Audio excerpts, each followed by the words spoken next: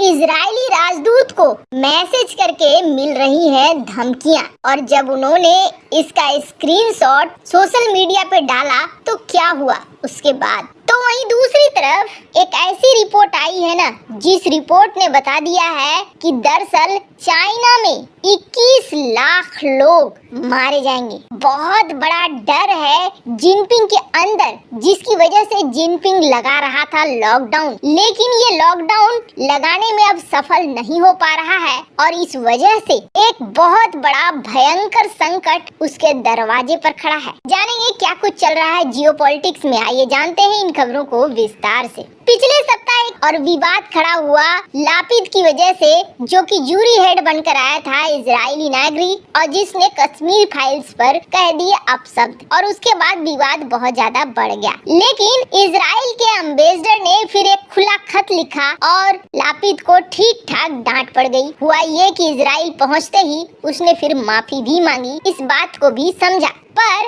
अब इजरायली राजदूत ने एक इनबॉक्स किया हुआ मैसेज स्क्रीनशॉट शेयर किया सोशल मीडिया पर, जिसमें ये देखने को मिला कि उन्हें धमकियां दी जा रही है कि हिटलर महान था, तुम अच्छे नहीं हो, तुम यहाँ से निकल जाओ। और ये चीज जब उन्होंने सोशल मीडिया पर डाली तो इसके बाद बहुत सारे यूजर्स के कमेंट आने लगे, जो बहुत ही ज्यादा इजरायली राजदूत के समर्थन में थे। और वो ये कह रहे थे कि कुछ लोग तो हर देश में होते हैं, जैसे आपके देश में है, हमारे देश में भी है, जो हमारे बीच के रिश्ते को बिगाड़ना चाह रहे हैं, तोड़ना चाह रहे हैं। हालांकि जिस तरीके से रिस्पांस मिला उसके बाद इजरायली राजदूत ने सबको फिर से धन्यवाद भी दिया और इस बात को कहा कि हमें हमेशा से ही सपोर्ट मिला है हमारी दोस्ती को, चाहे वो सोशल मीडिया हो या फिर अंतर्राष्ट्रीय स्तर पर हो। पर सबसे बड़ी बात ये है कि जो लोग खिलाफ में खड़े हैं उन्हें जरा रिकॉर्ड जाकर देखना चाहिए। जिस तरीके से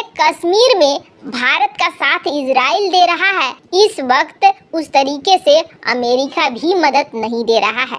अमेरिका के एम्बेसडर पीओके पहुंचते हैं और उसे आजाद कश्मीर बता देते हैं, लेकिन इजराइल कश्मीर में 2 एक्सीलेंसी सेंटर खोल रहा है, जिसके बारे में बहुत सारी बातें कही जाती है। कहा यह जाता है कि इजराइल और भारत यहाँ पर एकदम एक रूप में सामने आ रहे हैं, और न सिर्फ इतना बल्कि कई क्षेत्र में इजराइल और भारत मिलकर टेक्नोलॉजी भी साझा कर रहे हैं। इसके अलावा हमें ये नहीं भूलना चाहिए कि कारगिल युद्ध में हमें अमेरिका ने मदद नहीं की, लेकिन हमें इजराइल ने मदद की। और न सिर्फ कारगिल युद्ध बल्कि बालाकोट स्ट्राइक में भी इजरायली हथियारों ने कमाल दिखाया। ऐसे में किसी एक शख्स के बयान पर इतना ज्यादा आक्रामक होकर अपने रिश्ते बिगाड़ लेना कहीं की बुद्धिमानी नहीं है। खैर, जहाँ एक तरफ ये सब कुछ हो रहा है ना, वहीं दूसरी तरफ चाइना से जो रिपोर्ट निकल कर आ रहा है, चाइना की ये रिपोर्ट बहुत ही दर्दनाक और बहुत भयानक कहानी को बताने वाली है। इस वक्त चाइना के अंदर हालात एकदम से अलग है।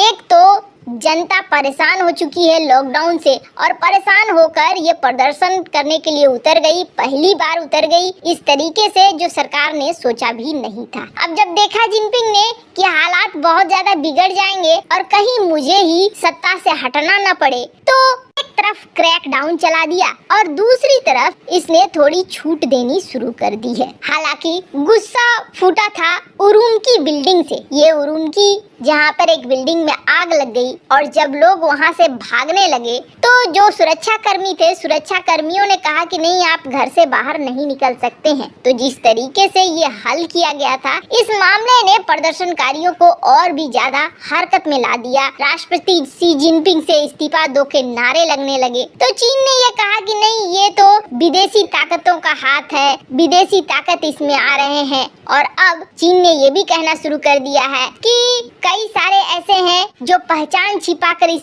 प्रदर्शन में हिस्सा ले रहे हैं। तरफ चीनी सेना लगातार से क्रैकडाउन में लगी हुई है, तो वहीं दूसरी तरफ कुछ जगहों पर छूट भी दे रहा है चाइना, ताकि विद्रोह बहुत ज्यादा नहीं भड़के। पर क्या इससे चाइना बच जाएगा? लग तो बिल्कुल भी नहीं रहा है, क्योंकि जो रिपोर्ट है वो रिपोर्ट डराने वाले हैं और आंकड़े चौंकाने वाले हैं। भारी विरोध प्रदर्शन का सामना करने के बाद चीन ने अपनी 0 जीरो कोविड पॉलिसी को कम करना शुरू कर दिया है। जहां कम केसेस आ रहे हैं वहां से पाबंदियां हटाई जा रही है और बीजिंग में भी कोरोना की जांच करने वाले बूथों को हटा दिया गया है। लोग खुश हैं। वहीं शेंजन शहर में भी यात्रा करने के लिए अब कोरोना की रिपोर्ट दिखाने की जरूरत नहीं होगी। लेकिन इन सब के बीच वैज्ञानिकों की एक चौंकाने वाली रिपोर्ट भी आई है जो यहाँ के नागरिकों को डरा सकती है। इस रिपोर्ट में बताया गया है कि अगर देश में चीन में पूरी तरीके से छूट दी जाती है तो देश में क्या होने वाला है। दक्षिण पश्चिमी ग्वांगसी क्षेत्र है जहां पर रोग नियंत्रण केंद्र के प्रमुख हैं झोउ जियातोंग। इन्होंने संघाई जर्नल ऑफ प्रिवेंटिव मेडिसिन द्वारा प्रकाशित एक रिपोर्ट में कहा कि अगर चीन पूरी तरीके से प्रतिबंधों में ढील दे देता है तो यहाँ लाशों की ढेर लग जाएगी। ये जो लोग इस वक्त छूट मांग रहे हैं, इस छूट से 20 लाख लोगों की जान जा सकती है। और न सिर्फ ऐसा बल्कि चीन में अफरा तफरी मचेगी, चीन की अर्थव्यवस्था धराशायी हो जाएगी। कहा जा रहा है जैसे ही पूरी छूट मिलेगी चीन में,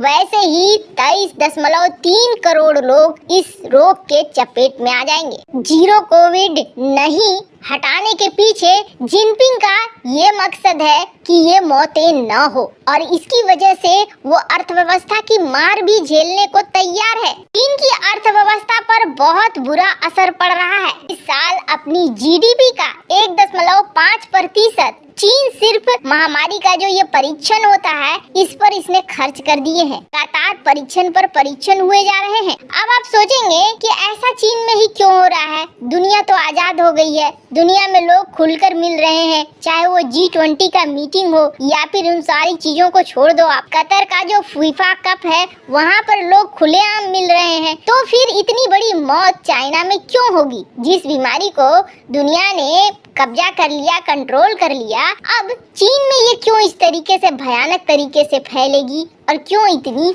मौतें होंगी? तो आपको बता दें, चाइना ने जब वैक्सीन बनाया ना, तब चाइना ने बहुत गलत नीति का इस्तेमाल किया है। एक तो उसके वैक्सीन कारगर नहीं निकले हैं, एक बड़ी समस्या ये है, और दूसरी बड़ी समस्या ये है कि चाइना ने ना बूढ़ों को सबसे पहले छोड़ दिया, उन्हें वैक्सीन ही नहीं लगाया। पहले ये यंग जनरेशन को वैक्सीन लगाना चाहते थे और कहा जाता है कि 80 साल से अधिक उम्र के सिर्फ 50% लोगों को ही वैक्सीन लगा है।